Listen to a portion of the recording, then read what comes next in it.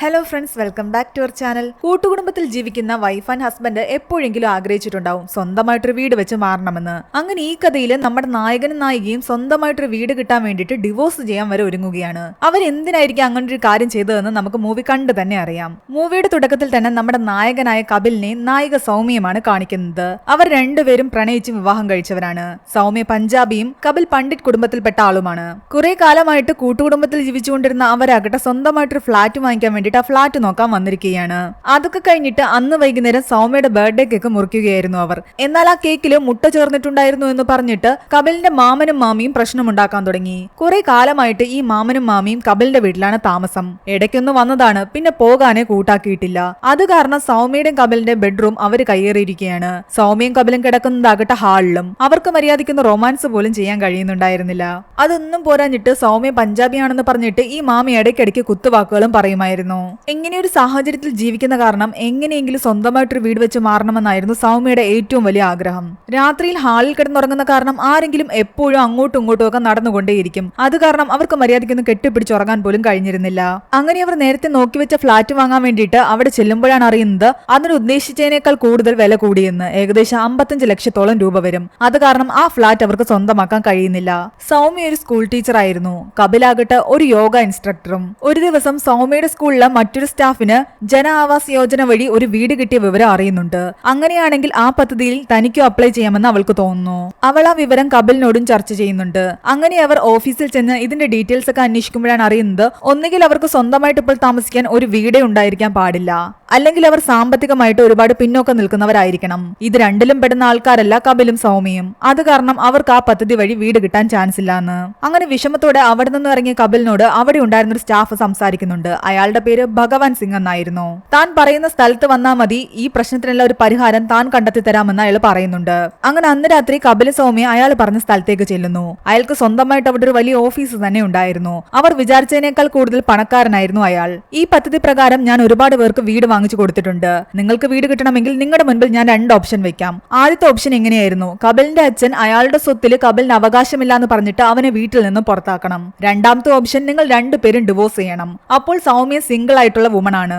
അങ്ങനെയാണെങ്കിൽ independent woman എന്ന രീതിയിൽ അവൾക്ക് ഒരു വീട് കിട്ടാനുള്ള ചാൻസ് ഉണ്ട്. ഈ 2 ഓപ്ഷനും ശരിയാവില്ല എന്ന് കപിൽ പറയുന്നുണ്ട്. അത് കാരണം അവർ അവിടെ നിന്നും തിരിച്ചു പോകുന്നു. അന്ന് രാത്രി മുഴുവൻ സൗമ്യ ആലോചിക്കുകയായിരുന്നു. പിറ്റേന്ന് രാവിലെ അവൾ കപിലിനോട് പറയുന്നുണ്ട് രണ്ടാമത് പറഞ്ഞ ഓപ്ഷൻ നമുക്ക് സ്വീകരിക്കാമെന്ന്, നമുക്ക് ഡിവോഴ്സ് ചെയ്യാമെന്ന്. എന്നാൽ കപിൽ ഒന്ന് ഞെട്ടുന്നു. പക്ഷെ നീ ഒന്നുകൊണ്ട് പേടിക്കേണ്ട എന്നും ഡിവോഴ്സ് ചെയ്ത് ഈ വീട് കിട്ടിക്കഴിയുമ്പോൾ നമുക്ക് വീണ്ടും ഒരുമിച്ച് താമസിക്കാമെന്നും സൗമ്യ പറയുന്നുണ്ട്.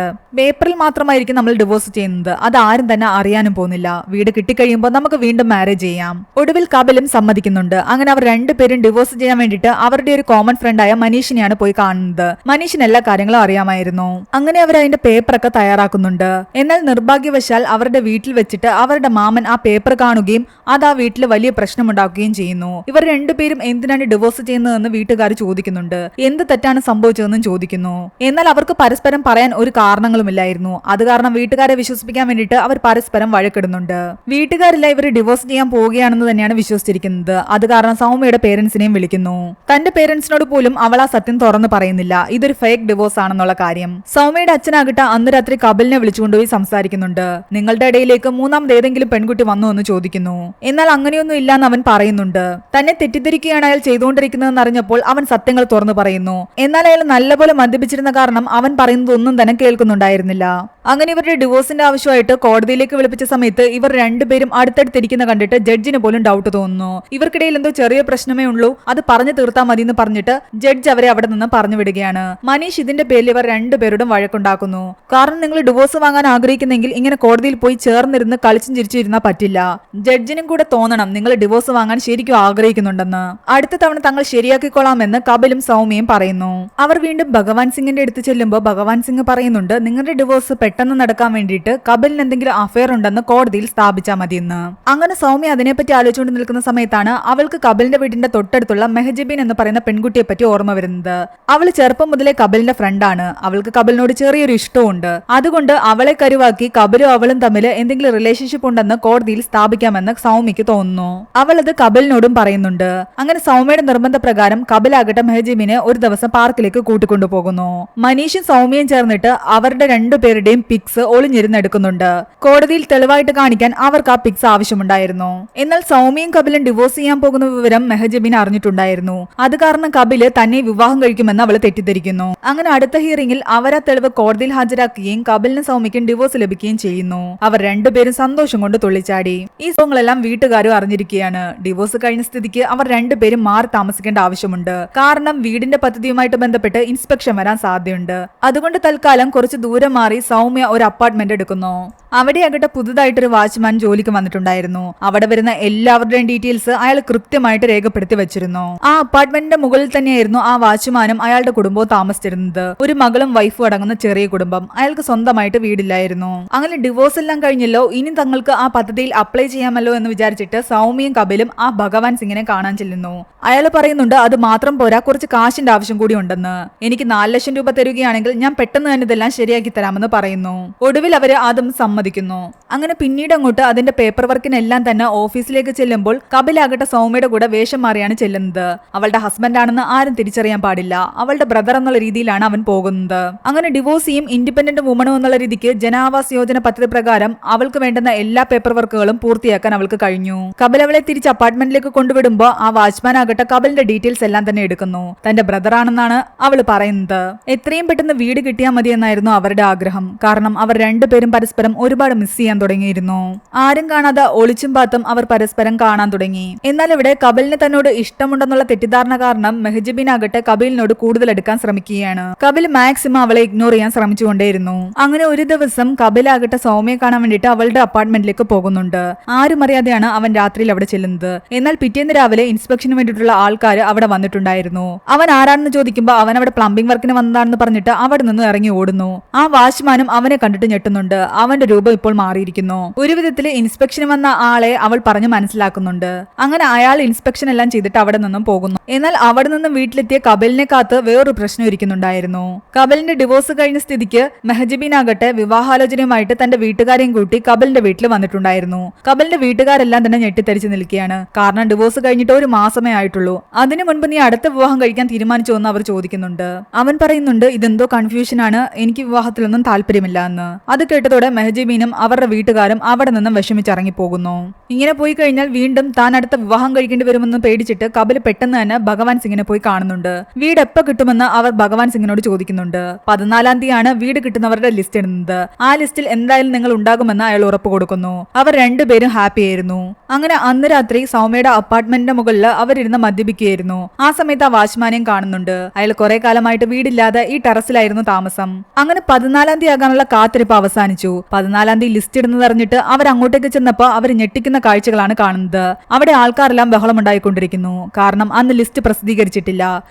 താൽക്കാലികമായിട്ട് ഈ പദ്ധതി നിർത്തിവെച്ചു എന്നാണ് അവരറിയുന്നത്. സൗമ്യ മനീഷുമായിരുന്നു ആദ്യം അങ്ങോട്ട് പോയിരുന്നത്. കപിൽ അപ്പോഴും എത്തിയിട്ടുണ്ടായിരുന്നില്ല. ആകെ ടെൻഷൻ അടിച്ച് നിൽക്കുകയായിരുന്നു സൗമ്യ. കപിൽ ലേറ്റ് ആയിട്ടാണ് അവിടെ വരുന്നത്. അതിന് അവളാകട്ടെ അവനോട് വഴക്കിടുന്നുണ്ട്. അങ്ങനെ അവർ ആ ഭഗവാൻ സിംഗിനെ കാണാൻ വേണ്ടി പോകുന്നുണ്ട്. അവിടെ ചെല്ലുമ്പോഴാണ് അയാളെ പോലീസ് പിടിച്ചുകൊണ്ട് പോകുന്നത് അവർ കാണുന്നത്. അതോടെ അവരാകെ തകർന്നു പോകുന്നു. കപിൽ ആകെ ചൂടാകാൻ തുടങ്ങി. ഇതോടെ എല്ലാം തീർന്നില്ല എന്ന് അവളോട് പറയുന്നു. എന്നെയും കൂടെ വെറുതെ ടെൻഷൻ ആക്കണ്ടെന്ന് അവൾ പറയുന്നുണ്ട്. ടിവിയിലെല്ലാം തന്നെ ഈ പദ്ധതിയെ പറ്റിയിട്ടുള്ള ന്യൂസുകളായിരുന്നു വന്നുകൊണ്ടിരുന്നത്. താൽക്കാലികമായിട്ട് നിർത്തിവെച്ചിരിക്കുകയാണെന്നുള്ള വാർത്ത കപിലും കേൾക്കുന്നു. അവൻ ആകെ ടെൻഷനിലായിരുന്നു. സൗമ്യ വിളിക്കുമ്പോൾ ഒന്നും തന്നെ അവൻ ഫോൺ എടുത്തിരുന്നില്ല. നിരന്തരമായിട്ട് അവൾ ഫോൺ ചെയ്യാൻ നേരത്തെ അവൻ കോൾ അറ്റൻഡ് ചെയ്യുന്നുണ്ട്. അവൾ പറയുന്നുണ്ട് നമുക്ക് വീട്ടുകാരോട് കാര്യം പറയാമെന്നും അപ്പോൾ അവർ എന്തെങ്കിലും ഒരു സജഷൻ നമുക്ക് തരാതിരിക്കില്ല എന്നും. ഇപ്പോഴാണ് നിനക്ക് വീട്ടുകാരെ പറ്റിയുള്ള കാര്യങ്ങൾ ഓർമ്മ വന്നതെന്ന് ചോദിക്കുന്നുണ്ട്. നിനക്കല്ലായിരുന്നോ വീട്ടുകാരെയൊക്കെ വിട്ടിട്ട് വേറെ വീട് വെച്ച് താമസിക്കാൻ ഇത്ര ആഗ്രഹം? ഇപ്പോൾ സമാധാനമായില്ലേ എന്ന് അവൻ ചോദിക്കുന്നു. എന്നാൽ അവൾ പറയുന്നുണ്ട് അത് നമ്മൾ രണ്ടുപേർക്ക് വേണ്ടിയിട്ടാണ് ഞാൻ പറഞ്ഞതെന്ന്. അതൊന്നും കേൾക്കാൻ അവൻ നിൽക്കുന്നില്ല. ആവശ്യമില്ലാതെ അവരുടെ ഇടയിൽ ഈഗോയും പ്രശ്നങ്ങളും വഴക്കുകളും തുടങ്ങിയിരുന്നു. സൗമ്യ ആകെ വിഷമത്തിലായിരുന്നു. പിറ്റേന്ന് രാവിലെ തന്നെ അവൾ കപിലിനെ കാണാൻ വേണ്ടിയിട്ട് കപിലിന്റെ വീട്ടിലേക്ക് വരുന്നു. എന്നാൽ ആ സമയത്ത് മെഹജബീൻ കപിലിന്റെ അടുത്ത് നിന്ന് സംസാരിക്കുകയായിരുന്നു. ഇത് കണ്ടിട്ട് സൗമ്യ അവർ രണ്ടുപേരെയും പറ്റി തെറ്റിദ്ധരിക്കുന്നു. അവൾ ദേഷ്യത്തിൽ വഴക്കുണ്ടാക്കി അവിടെ നിന്നും ഇറങ്ങിപ്പോകുന്നു. അവന്റെ വീട്ടുകാർക്കും കാര്യമൊന്നും മനസ്സിലായില്ല. അവൾ സ്കൂളിൽ ചെന്നിരിക്കുമ്പോഴും ആകെ ടെൻഷനിലായിരുന്നു. അവളുടെ ഒരു കൊളീഗ് അവളെ ആശ്വസിപ്പിക്കുന്നുണ്ട്. അയാളാണ് അന്ന് വൈകുന്നേരം അവളെ ഡ്രോപ്പ് ചെയ്യുന്നത്. കപിൽ അവളെ കാണാൻ വരുമ്പോ അയാളുടെ കാറിൽ അവൾ വന്നിറങ്ങുന്നത് അവനും കാണുന്നു. അത് കണ്ടപ്പോ അവന് ദേഷ്യം കൂടി. അങ്ങനെ അതും ഇതും പറഞ്ഞിട്ട് അവർ രണ്ടുപേരും വഴക്കാകുന്നു. മറ്റുള്ളവരുടെ കണ്ണിൽ അവർ രണ്ടുപേരും ഡിവോഴ്സ് ആയതാണ്. അതുകൊണ്ട് തന്നെ പ്രശ്നത്തിൽ ഇടപെടാൻ ഒരുപാട് ആൾക്കാർ നോക്കി നിൽപ്പുണ്ടായിരുന്നു.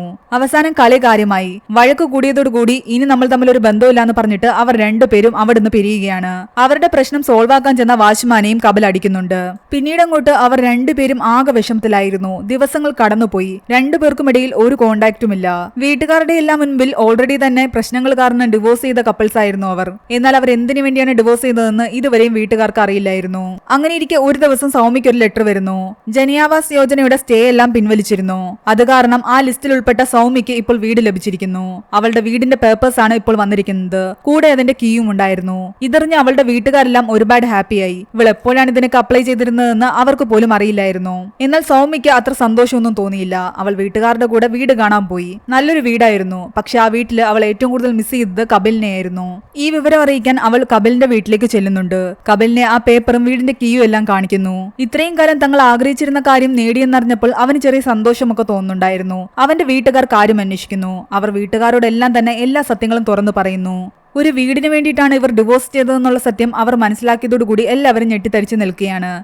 എന്നാൽ കപിലിന്റെ മാമിയാകട്ടെ സൗമ്യയെ കുറ്റപ്പെടുത്താൻ തുടങ്ങി. ഇതെല്ലാം ഈ പഞ്ചാബിയുടെ കുരുട്ടുബുദ്ധിയാണെന്നും അവളാണ് കപിലിനെ കൊണ്ട് ഇതെല്ലാം ചെയ്യിപ്പിച്ചതെന്നും അവർ പറയുന്നുണ്ട്. ദേഷ്യം വന്ന സൗമ്യയും തിരിച്ചവരെ ഓരോന്ന് പറയാൻ തുടങ്ങി. കുറച്ച് ദിവസത്തേക്കെന്ന് പറഞ്ഞിട്ട് താമസിക്കാൻ വന്നിട്ട് നിങ്ങൾ സ്ഥിരമായിട്ട് ഇവിടെ താമസമാണ്. ഞങ്ങളുടെ ബെഡ്റൂമും കൈയടക്കി. അത് കാരണം ഞങ്ങൾക്ക് മര്യാദയ്ക്കൊന്ന് കിടന്നുറങ്ങാൻ പോലും പറ്റുന്നില്ല. ഹാളിലാണ് ദിവസവും ഞങ്ങൾ കിടക്കുന്നത്. ആ കാരണം കൊണ്ട് മാത്രമാണ് ഞങ്ങൾ ഈ വീട് വിട്ടു പോകണമെന്ന് ആഗ്രഹിച്ചത്. സ്വന്തമായിട്ടൊരു വീട് വേണമെന്ന് ആഗ്രഹിച്ചത്. അതുകൊണ്ട് എല്ലാത്തിനും കാരണം നിങ്ങളാണെന്ന് അവൾ പറയുന്നു. അങ്ങനെ അങ്ങോട്ടും ഇങ്ങോട്ടും വഴക്കായതോടുകൂടി കപിലിന്റെ മാമി ചുറ്റി വീഴുന്നു. പെട്ടെന്ന് തന്നെ അവരെ ഹോസ്പിറ്റലിലേക്ക് കൊണ്ടുപോകുന്നുണ്ട്. അപ്പോഴാണ് മാമൻ ആ സത്യം തുറന്ന് പറയുന്നത്. കപിലിന്റെ മാമിയുടെ ലിവർ 75% ഡാമേജ് ആയിരിക്കുകയാണ്. ഒരു ലിവർ ട്രാൻസ്പ്ലാന്റേഷൻ നടത്തിയെങ്കിൽ മാത്രമേ അവരുടെ ജീവൻ രക്ഷിക്കാൻ കഴിയൂ. അവരുടെ ചികിത്സയ്ക്ക് വേണ്ടിയിട്ട് മാമൻ വീടെല്ലാം തന്നെ വിറ്റിരുന്നു. എല്ലാ സ്വത്തുക്കളും വിറ്റു. അതുകൊണ്ടാണ് ഇവരുടെ വീട്ടിൽ വന്ന് താമസിക്കുന്നത്. ഈ സത്യമെല്ലാം അയാൾ മറച്ചു വെച്ചിരിക്കുകയാണ്. അയാൾ എല്ലാവരോടുമായിട്ട് പറയുന്നുണ്ട്, എനിക്ക് വീടും സ്വത്തും ഒന്നും തന്നെ വേണ്ട. എന്റെ വൈഫ് എന്റെ കൂടെ ഉണ്ടായിരുന്നാ മതി. വീടൊക്കെ ഏത് കാലത്ത് വേണമെങ്കിലും ഉണ്ടാകും. ഒരുമിച്ച് സന്തോഷത്തോടെ ജീവിക്കാൻ കഴിഞ്ഞാൽ മാത്രം മതി.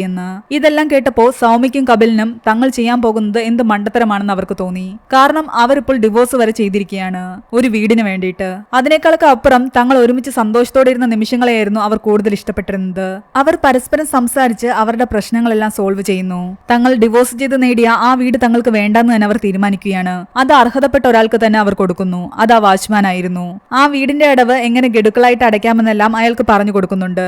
അങ്ങനെ ഒരിക്കൽ കൂടി സൗമ്യയും കപിലും വിവാഹിതരാകുന്നു. അവരുടെ കുടുംബത്തിനിടയിലുള്ള പ്രശ്നങ്ങളും മാറി. അത് കാണിച്ചുകൊണ്ട് ഈ ഒരു മൂവി ഇവിടെ അവസാനിക്കുകയാണ്. ഈ മൂവിയുടെ സ്റ്റോറി എങ്ങനെയുണ്ടായിരുന്നു എന്ന് താഴെ കമന്റ് ചെയ്യുക. എക്സ്പ്ലനേഷൻ ഇഷ്ടപ്പെട്ടെങ്കിൽ ചാനൽ സബ്സ്ക്രൈബ് ചെയ്യാനും വീഡിയോ ലൈക്ക് ചെയ്യാനും മറക്കണ്ട.